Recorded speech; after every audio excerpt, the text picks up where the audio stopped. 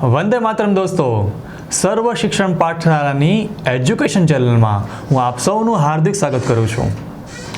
આજે આપણે સ્પર્ધાત્મક પરીક્ષાઓ એટલે કે સરકારી નોકરી એટલે કે ગવર્મેન્ટ જોબ વિશે પ્રાથમિક માહિતી લઈશું. આજનો આપણો વિષય છે યુપીએસસી શું છે, તેના દ્વારા કઈ કઈ પરીક્ષાઓ લેવામાં આવે છે, એના વિશે આપણે ઊંડાણમાં અભ્યાસ કરીશું. યુપીએસસીનું પૂરું નામ યુનિયન પબ્લિક સર્વિસ એક્ઝામિનેશન છે. યુપીએસસી એ ખરેખર એક્ઝામિનેશન નથી. હું ફરીથી બોલું છું. ઘણા વિદ્યાર્થીઓ દ્વારા એવું કહેવામાં આવતું હોય છે કે યુપીએસસીની હું તૈયારી કરું છું, પણ એ વાસ્તવિકતા નથી. કારણ કે યુપીએસસી દ્વારા અનેક પરીક્ષાઓ લેવામાં આવે છે, જેમ કે civil service examination, CDS, NDA, NA, CMS, Indian statistical services, Indian economic services અને CAPF. તો શું એ શક્ય છે કે કોઈ એક વિદ્યાર્થી દ્વારા આ દરેક પરીક્ષાઓની તૈયારી કરવી? એટલે આપણે સૌ પહેલાં પ્રાથમિક માહિતી લઈ લઈએ કે યુપીએસસી એક્ઝામ નથી. યુપીએસસી દ્વારા અલગ અલગ એક્ઝામ લેવામાં આવતી હોય છે, જેમાં આજે આપણે સિવિલ સર્વિસીસ એક્ઝામિનેશન, જેને આપણે સૌ IAS IPSની એક્ઝામ તરીકે ઓળખીએ છીએ, એના વિશે આપણે ઊંડાણમાં માહિતી લઈશું. Civil service exam, IAS IPS exam આપણે એવું બોલતા હોઈએ છીએ. આ એક્ઝામ યુપીએસસી દ્વારા લેવામાં આવતી હોય છે. યુપીએસસી એ બંધારણના અનુચ્છેદ 320 અંતર્ગત ગ્રુપ A અને ગ્રુપ B સર્વિસની ભરતીઓ એટલે કે રિક્રુટમેન્ટ કરતી હોય છે.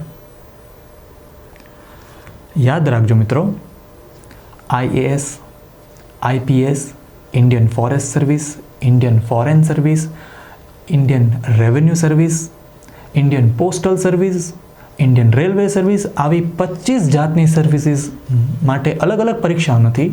એ દરેક માટે એક જ પરીક્ષા છે, જેનું નામ છે સિવિલ સર્વિસીસ એક્ઝામ, જેના દ્વારા આપણે પરીક્ષાઓની તૈયારી કરતા હોઈએ છીએ. યુપીએસસી આ પરીક્ષાઓની ભરતી કરતી હોય છે. યુપીએસસી દ્વારા આ એક્ઝામ 3 તબક્કાઓમાં લેવામાં આવતી હોય છે. પહેલો તબક્કોને કહેવામાં આવે છે પ્રિલિમ એક્ઝામ, જેને આપણે MCQ બેઝડ એક્ઝામ કહી શકાય, જેમાં સવાલ હોય છે, 4 ઓપ્શન હોય છે, ક્વેશ્ચન પેપર 2 ભાષામાં હોય છે, ઇંગ્લિશ અને હિન્દી. દ્વિતીય તબક્કો છે મુખ્ય પરીક્ષા, જેને આપણે મેન્સ એક્ઝામ કહીએ છીએ, જેમાં આપણે લેખિતમાં પરીક્ષા લખવાની હોય છે, સબ્જેક્ટિવ હોય છે. અને ત્રીજો તબક્કો છે સાક્ષાત્કાર એટલે કે પર્સનાલિટી ડેવલપમેન્ટ. ઇન્ટરવ્યૂ નથી, વ્યક્તિત્વનું પરીક્ષણ કરવામાં આવે છે. ઇન્ટરવ્યૂ અલગ છે, પર્સનાલિટી ટેસ્ટ અલગ છે. તો આ 3 તબક્કાઓ જે વિદ્યાર્થીઓ સફળ થાય છે, એ વિદ્યાર્થીઓને ઓલ ઇન્ડિયા રેન્ક મળે છે. અને એ ઓલ ઇન્ડિયા રેન્કિંગના આધારે IAS, IPS, IFS જેવી અન્ય સર્વિસનું અલોટમેન્ટ થતું હોય છે. તો આ આપણે અત્યારે પ્રાથમિકમાં સમજ્યા કે યુપીએસસી એ શું છે, યુપીએસસી દ્વારા કઈ કઈ પરીક્ષાઓ લેવામાં આવે છે, અને જેમાં સિવિલ સર્વિસ એક્ઝામ શું છે એની આપણે પ્રાથમિક માહિતી લીધી. હવે આ પરીક્ષાઓની તૈયારી શું કામ કરવી જોઈએ? આ બહુ પાયાનો પ્રશ્ન છે. તો યાદ રાખજો, ઘણા વિદ્યાર્થીઓના મનમાં એવું હોય કે મારે મારું નામ રોશન કરવું છે, મારે મારા માતા પિતાનું નામ રોશન કરવું છે, મારે એક સમાજમાં ઓળખ ઊભી કરવી છે, તો આ પરીક્ષાની તૈયારી કરવી જોઈએ. મારે દેશમાં ભ્રષ્ટાચાર, સિસ્ટમ ચેન્જ કરવી છે, તો મારે આ પરીક્ષાની તૈયારી કરવી જોઈએ. મારે મારા રાજ્યનું નામ આખા દેશમાં નામ મોટું કરવું છે, તો મારે આ પરીક્ષાની તૈયારી કરવી જોઈએ. મારે ભારત દેશનું પ્રતિનિધિત્વ આખા વિશ્વમાં કરવું છે, તો મારે આ પરીક્ષાની તૈયારી કરવી જોઈએ. આ પરીક્ષાઓ સામાન્ય પરીક્ષા નથી. આ પરીક્ષાની તૈયારી દર વર્ષે 10 લાખ વિદ્યાર્થીઓ કરતા હોય છે.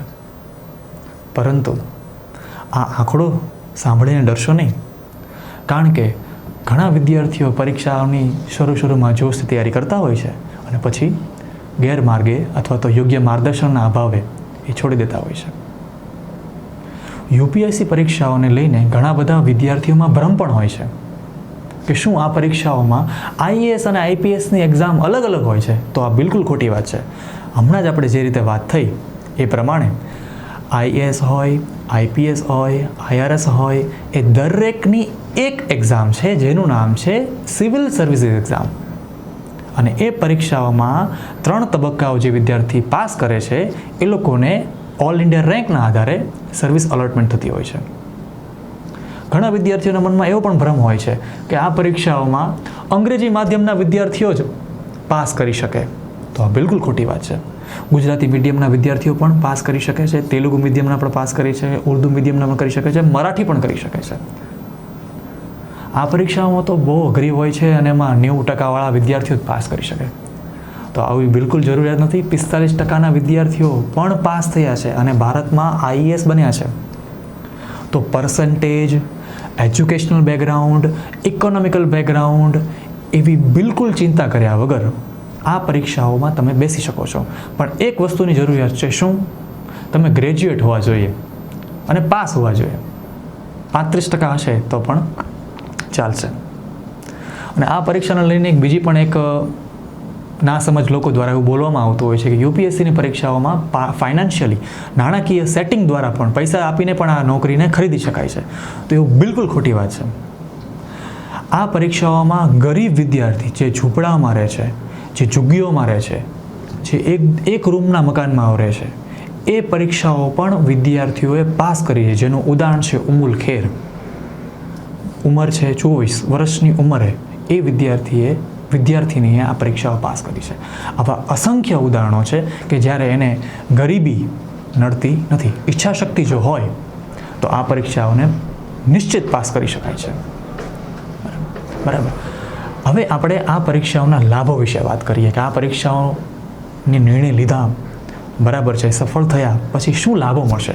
તો સૌથી મોટી સરકારી, ક્યારે પણ આપણે પરીક્ષાઓની તૈયારી કરતા હોય, સરકારી નોકરી મળે તો એના માટે એક સાર્વજનિક એક પરસેપ્શન હોય કે સરકારી નોકરી એટલે સલામતી, સુરક્ષા અને એક સ્થાયિત્વ હોય છે. તો એ જ રીતે આ યુપીએસસીની પરીક્ષા, જેને આપણે સિવિલ સર્વિસની એક્ઝામ વિશે વાત કરીએ છીએ, તો સિવિલ સર્વિસ એક્ઝામ પાસ જે વિદ્યાર્થીઓ કરતા હોય છે એ વિદ્યાર્થીઓને ફિક્સ આવક, ફિક્સ સેલરીઝ, ચાહે वो રવિવાર હોય, ચાહે તમે બીમાર હોય, તમારે ખાતામાં ફિક્સ સેલરી આવી જાય છે. આ સાથે અન્ય ભથ્થાઓ, સરકારી મકાન, સિક્યોરિટીઝ, હાઉસિંગ ફેસિલિટીઝ, સફાઈ કર્મચારીઓ, આવી અન્ય ઘણી બધી સવલતો તમને મળતી હોય છે. પાવર્સ તો છે જ, પ્રતિષ્ઠા પણ છે જ, પરંતુ યાદ એ રાખવાનું છે કે આ પરીક્ષાઓ પાસ કરીને આપણે દેશ માટે સેવાઓ આપવા માટે આ પરીક્ષાઓની તૈયારી કરતા હોઈએ છીએ, સફળ થવા માટે પ્રયત્ન કરતા હોઈએ છીએ, નહીં કે આપણે પોતાનો સત્તાનો દુરુપયોગ કરીએ. લોકશાહી છે ભારત દેશમાં, તો લોકશાહીનો અર્થ છે લોકોનું શાસન, લોકો દ્વારા શાસન અને લોકો માટે શાસન. તો દેશ માટે સત્તાનો જે રૂટ છે, મૂળ છે, એ લોકો છે. તો આપણે સેવા આપીને લોકોને કાર્યક્ષમ બનાવવાના છે, લોકોને સત્તા આપવાના પ્રયત્ન કરવાના છે, લોકોને પાવરફુલ છે એવો અહેસાસ આપવા માટે આ વિદ્યાર્થીઓ જે લોકો તૈયારી કરતા હોય છે, સફળ થઈને આવી બેસ્ટ સર્વિસ આપતા હોય છે નેશનને, અને દેશના વિકાસમાં અભૂતપૂર્વ એની ભૂમિકા નિભાવતા હોય છે. તો આ પ્રાથમિક માહિતી થઈ યુપીએસસી પરીક્ષા શું છે. ઘણા વિદ્યાર્થીઓને એવો પ્રશ્ન પણ હોય છે કે આ પરીક્ષાઓની તૈયારી કેવી રીતે કરવી, કારણ કે ઓલ ઇન્ડિયા લેવલની પરીક્ષાઓમાં સૌથી અઘરી પરીક્ષાઓમાં આ પરીક્ષાનું નામ આવે છે. તો પરીક્ષાઓની તૈયારીમાં જે આપણે સ્કૂલમાં ભણી ગયા છીએ 6 થી લઈને 12 ધોરણ સુધી, એ જ માત્ર વાંચવાનું હોય છે. કયા કયા વિષયો વાંચવાના હોય છે? તો ઇતિહાસ, ભૂગોળ, નાગરિક શાસ્ત્ર, રાજનીતિક વિજ્ઞાન, અર્થશાસ્ત્ર, કરંટ અફેર્સ એટલે કે વર્તમાન પ્રવાહ જેવા વિષયોનો અભ્યાસ કરવાનો હોય છે. ધોરણ 6 થી 12 શેમાંથી વાંચવાનું હોય છે? તો યાદ રાખજો, એનસીઆરટી બુક્સ જે હિન્દી અને ઇંગ્લિશ માધ્યમમાં અવેલેબલ હોય છે. એનસીઆરટી બુક્સ એટલે શું? તો જે વિદ્યાર્થીઓ સીબીએસઈ બોર્ડમાં અભ્યાસ કરતા હોય એની ટેક્સ્ટ બુકને કહેવામાં આવે છે એનસીઆરટી બુક્સ. તો એ વાંચવાનું હોય છે, જે એકદમ સરળ હોય છે. અને એ ગોખવાનું ક્યારેય નથી, એને યાદ પણ રાખવાનું ક્યારેય નથી, એને માત્ર સમજવાનું છે. તો આ પરીક્ષાઓ વિશે આપણે પ્રાથમિક માહિતીઓ આપણે જાણી. તો હું આશા રાખું છું કે દરેક વિદ્યાર્થીઓને યુપીએસસી પરીક્ષા, યુપીએસસી શું છે, યુપીએસસી દ્વારા કઈ કઈ પરીક્ષાઓ લેવામાં આવે છે, અને જેમાં આપણે સિવિલ સર્વિસ એક્ઝામ શું છે, સિવિલ સર્વિસ એક્ઝામ પાસ કર્યા પછી આપણને કયા લાભો થાય છે, આપણે દેશ માટે શું કરી શકીએ છીએ, એની આપણે ચર્ચાઓ કરી. તો હું દેવદત્ત ત્રિવેદી, આપ સૌને હું આભાર માનું છું કે આપ સૌએ આ ધ્યાનથી આ વિષયને સમજ્યો, જાણ્યો, અને હું મારી વાણીને વિરામ આપું છું. અસ્તુ, વંદે માતરમ, જય હિન્દ.